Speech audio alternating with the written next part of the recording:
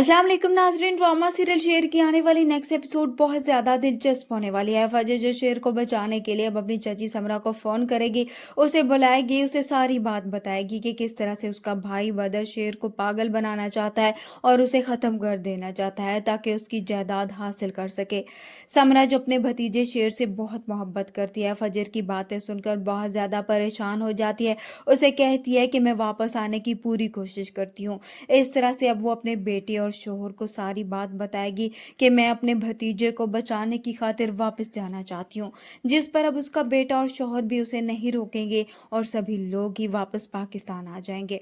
और वहाँ किसी को मालूम नहीं होता कि ये लोग वापस क्यों आए हैं, सिवाय फजर के।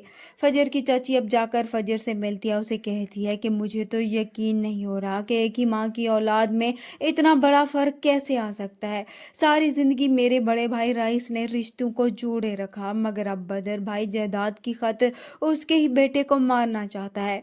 वहीं दूसरी तरफ हम देखेंगे शुजा जो जमीन का केस लड़ रहा होता है कि राइस के जाने के बाद अब जमीन उसे मिल जाए, मगर यहाँ पर तहमीना सामने आएगी, वकील से कहेगी कि अभी राइस का बेटा और उसकी बीवी मौजूद हैं तो ये जमीन उन्हें कैसे मिल सकती है, जिसके बाद अब वो जमीन फिर से ही उनके पास चली जाएगी और उसके बाद शुजा का खून खौल जाएगा। और ऊपर से बदर जमान जो उसके जख्मों पर नमक छिड़कते हुए कहेगा कि हमेशा से ही तुम औरतों से हारते आए हो, तुम्हें नहीं लगता कि अब तुम्हें डूब के मर जाना चाहिए।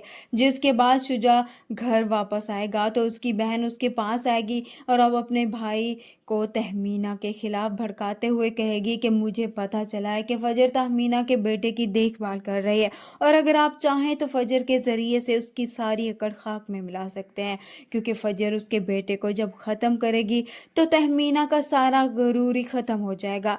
अपनी बहन की ये बात सुनकर शुजा भी अब उससे बदला लेने का सोच लेगा और फिर अब जाकर वो फजर से कहेगा कि अगर तुम चाहती हो कि मैं तुम्हें माफ़ कर दूं तो तुम इसके बदले शेर को मारोगी। इस तरह से फजर जो अब मुश्किल में पड़ जाएगी, वो सोचेगी कि आखिर वो अपने बाप की बात माने या फिर शेर को बचाए। अब देखना ये है कि उसका क्या फैसला होता है।